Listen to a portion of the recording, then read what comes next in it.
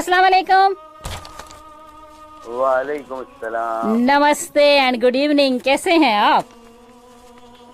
बिल्कुल अच्छा हूँ, आपने मुझे और भी अच्छा कर दिया। रियली अभी तो मैं मैंने किया ही नहीं। आपने नहीं, आपने इतनी ज्यादा तारीफ कर दी, मुझे तो पता ही नहीं था कि मुझ में इतनी खूबियां हैं। ये देखे ना, ये सुनने वालों को पता है ना, आपके चाहने वाले दुनिया भर से कितनी देर से इंटरेक्ट, आधे घंटे से आपके मुंतजिर हैं।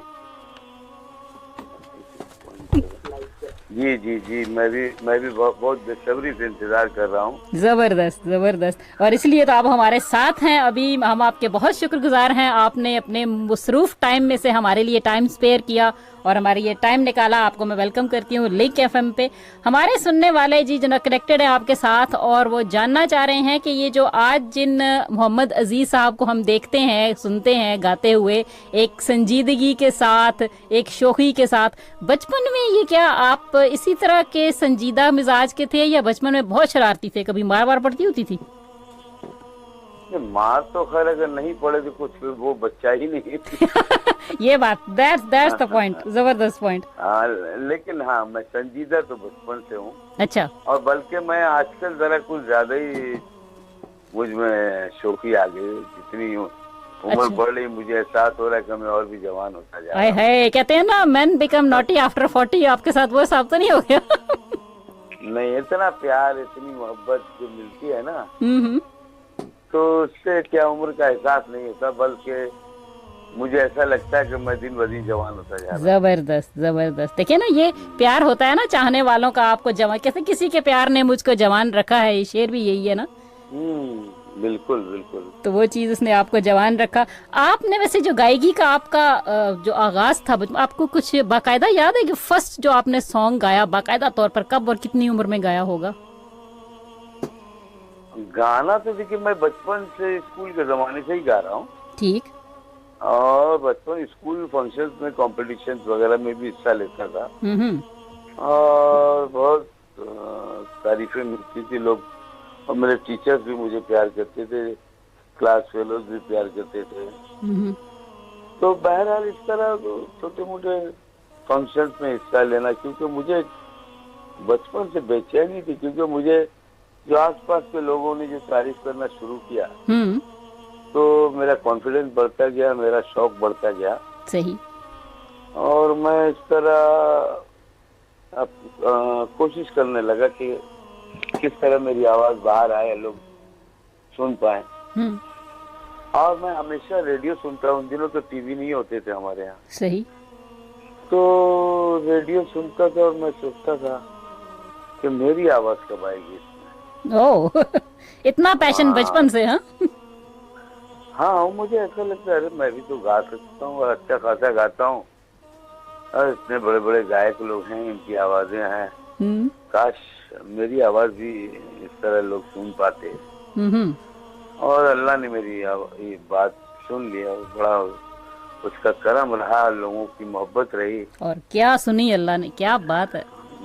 जी जी बिल्कुल। बहुत जबरदस्त। तो आपको घर से जब आप गाने में लगे, आप वो जो दौर ऐसा था ना, खासतौर पर पेरेंट्स वगैरह काफी मुखालफत किया करते थे, ये क्या काम शुरू कर दिया है, कहते हैं बेटा कोई डॉक्टर बने, इंजीनियर बने। हाँ जी जी बिल्कुल। तो उन्होंने कुछ मुखालफत नहीं की? ये कर बहुत की, बहुत की। अच्छा, फिर क्या? बहुत की। हालांकि मेरे घर में बड़े अच्छे लिसनर्स हैं। अच्छा। सारे लोग अच्छे गाने सुनना पसंद करते हैं। गजलें वगैरह। मेरी बहनें, मेरी वाइफ तो खैर बाद में आई, लेकिन वो मेड भाई नबील अजीज। अच्छा। तो हाँ, वो बिल्कुल छोटी थी, 11-12 साल की, तभी बेगम अख्तर को सुनती थी। वाओ, इतना जबरदस्त ज़ौक। हाँ, और मेरी बहनें मेहदी हसन साहब को और हुसैन बख्श साहब को और गुलाम अली भाई को, इन लोगों को सुनती थी। सही। और मैं तो जुनून की हद से भी ज्यादा मोहम्मद रफी साहब का दीवाना था। क्या हूँ, आज भी हूँ, आगे भी रहूंगा। सही, इंशाल्लाह, बिल्कुल। वो मेरे उस्ताद हैं, मैं उनको अपना उस्ताद मानता हूँ। और उनको सुनकर ही ये शौक पैदा हुआ। इतनी मोहब्बत रफी साहब से, उनको गाते गाते आप बॉलीवुड तक पहुंच गए। हाँ, मोहब्बत भी और अकीदत भी। अकीदत, वाह क्या लफ्ज नबी इस्तेमाल किया अजीज। माशाल्लाह। ऐसी हस्तियों से अकीदत ही हुआ करती है। जी हाँ, जी हाँ। क्या बात थी रफी साहब की, क्या बात थी। मोहब्बत की इंतहा जब हो जाती है तो वो जुनून की हद तक, बिल्कुल, तो उसमें अकीदत पैदा अकीदत आ होती जाती है। बेशक बेशक, बिल्कुल सही। तो आपने मोहम्मद रफ़ी साहब को गाते गाते, आपका आगाज स्टेज से रहा था। पहले तो आप स्टेज पे गाते रहे ना, आपने काफी कॉन्सर्ट वगैरह करते थे, आप प्रोग्राम्स करते है। थे। हाँ, मैं रफी साहब उसके इंतकाल के बाद मैं बहुत फ्रस्ट्रेशन में आ गया था। अच्छा। मुझे समझ में नहीं आ रहा था कि अब मेरा क्या होगा।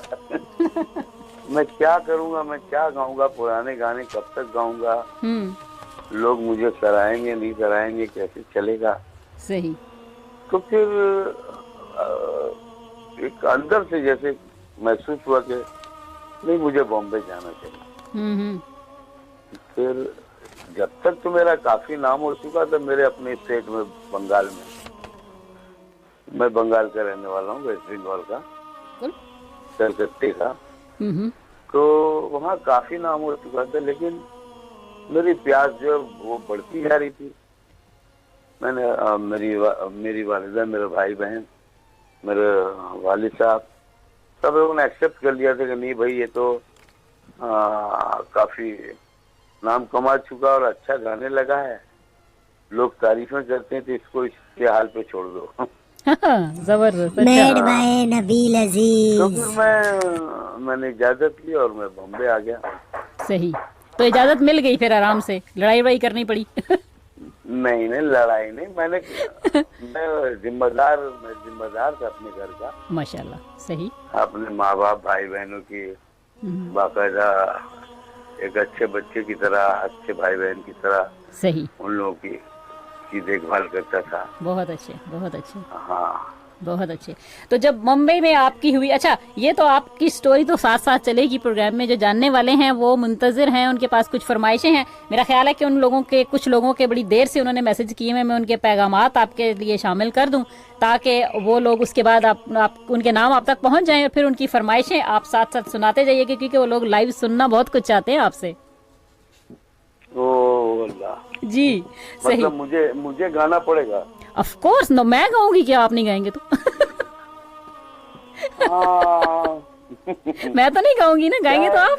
ये क्या है कि गाना गाने के लिए एक माहौल, एक मूड, कुछ म्यूजिशियंस, एक साउंड सिस्टम, ये तो है, ये सब की जरूरत पड़ती है। लेकिन मेरे ख्याल में हमारे लिए आपकी आवाज ही काफी है। देखिए, मैं कोशिश करूंगा। जरूर। ठीक है, लोगों के जो नाम है मैं आप तक पहुंचा दूं, जो आपको सलाम दुआ भी कह रहे हैं और आपके लिए बहुत सारी बेस्ट विशेज हैं उन लोगों की, और फरमाइशें हैं और कुछ क्वेश्चन भी हम साथ साथ करेंगे। जी जी हमारे साथ जी पाकिस्तान झेलम से मारिया रहमानी कौसर हैं, आपको बहुत बहुत सलाम भी कह रही हैं और कह रही हैं कि अच्छा लग रहा है आपको सुनकर। नदीम शाह साहब हैं, ये भी पाकिस्तान से, लिखा नहीं कि ये कहाँ से हैं। सलमान आबिद साहब हैं हमारे साथ हैदराबाद दक्कन इंडिया से, आपके लिए बहुत ज़बरदस्त विशेज़ भेज रहे हैं और कह रहे हैं कि आपकी कुछ गानों की फरमाइश भी उनकी है, ये भी मैं शामिल करूंगी। ताहिर हनफी साहब हैं पाकिस्तान से, वो भी आपके लिए हैं। गवस्कर दास दप्पन है पाकिस्तान से, और मोहम्मद असलम हैं। आबिद अली बेग साहब हैं लंदन से, हमारे साथ खुद बड़े ब्रॉडकास्टर हैं ये। गवस्कर दास दपन साहब जी हैं, और हमारे साथ मुमताज अली मुमताज हैं, चौधरी शाकिर अली शाकिर हैं, सरदार गफ्फार हैं और अफजाल बेग हैं। मलिक निसार अहमद हैं हमारे साथ। इनामुर रहमान खान है इंदौर इंडिया से, और हमारे साथ हैं मोहम्मद मजीद साहब, और हमारे साथ सलमान आबिद साहब तो हैं ही, ये हमारे साथ हैदराबाद दक्कन इंडिया से हैं। और मैं क्या कहूँ, मुझे इतनी खुशी हो रही कि मुझे इतना प्यार। अभी तो देखिए, अभी तो लोगों के बहुत सारे लोग बाकी हैं जिनका प्यार अभी बाकी। अभी देखिएगा आपके लिए क्या क्या क्वेश्चंस आ रहे हैं, जो सवाल भेज रखे हैं, जो फरमाइशें हैं। और आपके लिए जो हमारे साथ है अहमर पीरजादा कह रहे हैं, मुन्ना भाई एक गाना सुना दीजिए। देखिए आपका नाम भी पता है उनको, निक नेम आपका। जी जी जी, आप जो बहुत ज्यादा करीब होते हैं ना, वही उनको निक नेम। हाँ, निक नेम तो होता ही प्यार करने वालों के लिए होता है ना। जी हाँ जी, बिल्कुल बिल्कुल जी। तो उन्होंने फरमाइश की है कि आप अपनी पसंद का एक गाना सुनाएं। दुनिया में वाह, कितना गम है, मेरा गम कितना कम है।